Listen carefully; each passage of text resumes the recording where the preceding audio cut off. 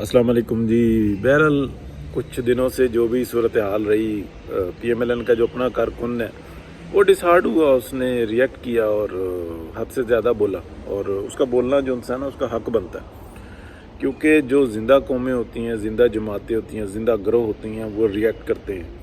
कायदीन से गलतियाँ होती हैं और अंडर एस्टिमेट हो जाता है, मिसकैलकुलेशन हो जाती है।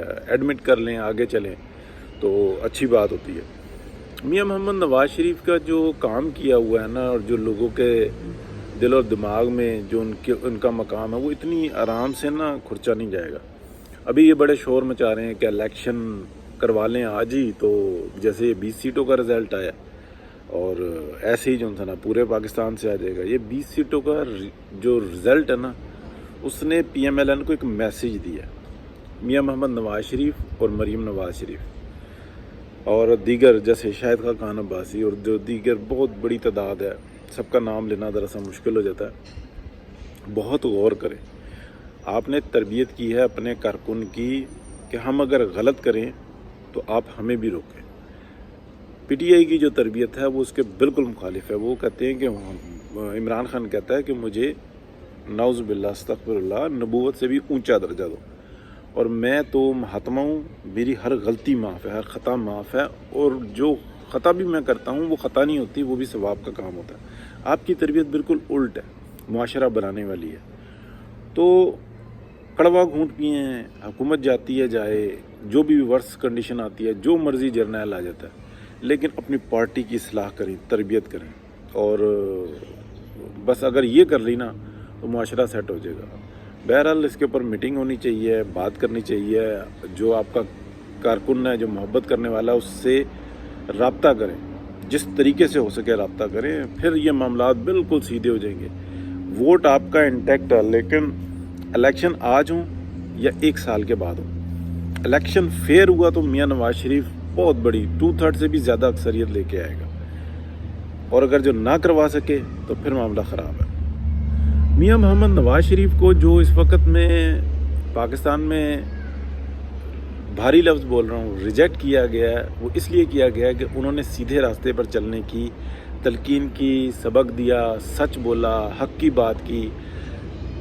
गुजरांवाला से स्टार्ट हुए और तारीख़ रकम कर दी, जर्नैलों के नाम लिए, बताया, और उनसे ये कहा, जैसे इमरान रियाज कहता है ना, सवाल करेंगे, ठीक है, जवाब देना होगा, तो आपने तो पहले सवाल किया।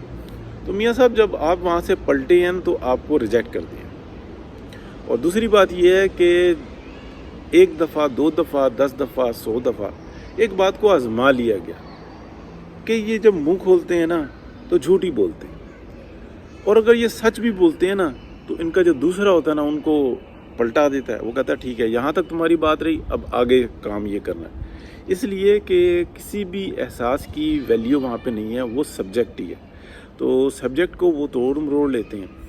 तो मियाँ साहब और मरीम नवाज़ शरीफ दोनों की बहुत बड़ी जिम्मेदारी आती है, पार्टी को ऑर्गेनाइज़ करें, टिका के करें, और जो आपके मुखलिस लोग हैं, जिन लोगों ने आपके लिए टिका के फ़ाइट की है,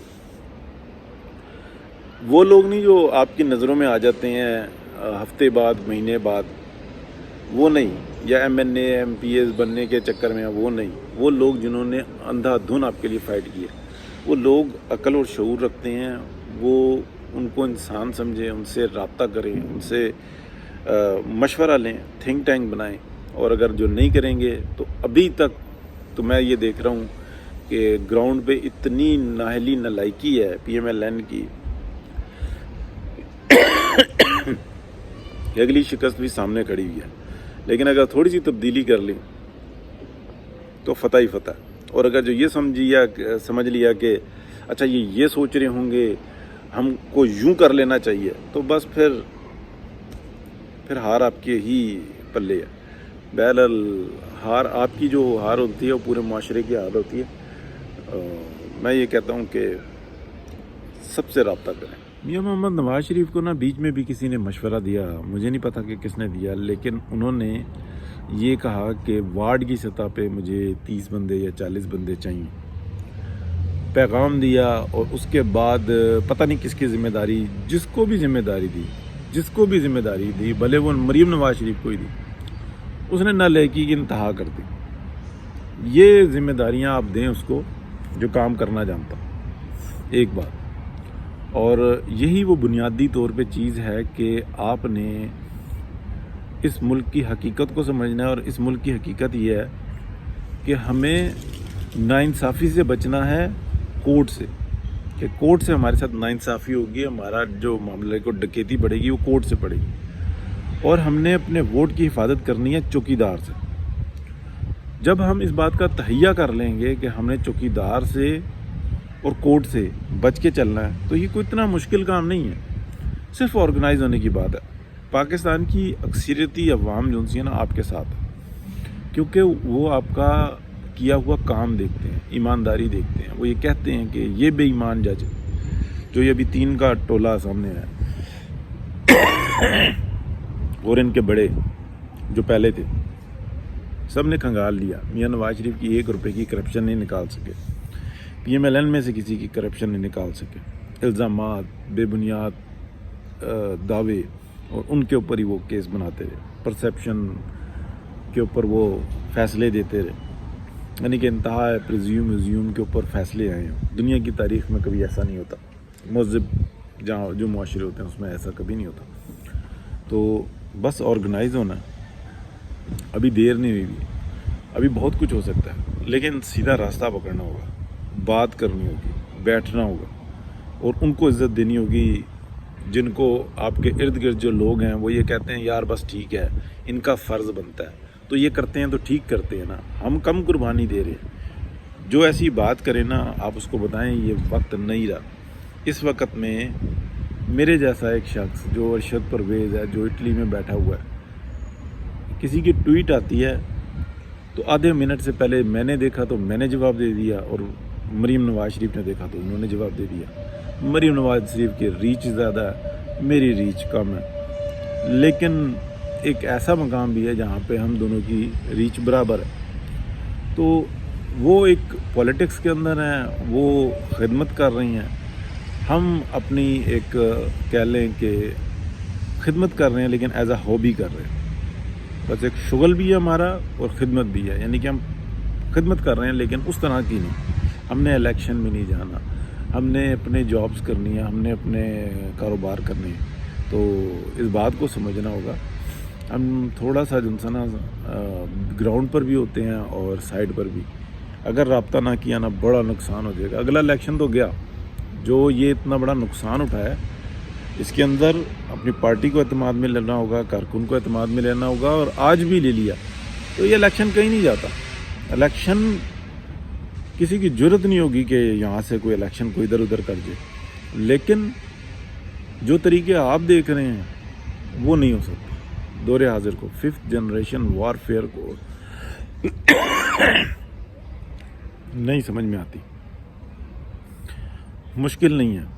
اگر ایک PTI یا عمران خان کو لانچ کرنے میں دنیا کی ساری بڑی طاقتیں موجود ہیں ان کے ساتھ، اسرائیلی نیٹ ورک سے لے کے انڈین نیٹ ورک سے لے کے امریکن نیٹ ورک سے لے کے یورپی جتنا نیٹ ورک ہے وہ ان کے ساتھ موجود ہے.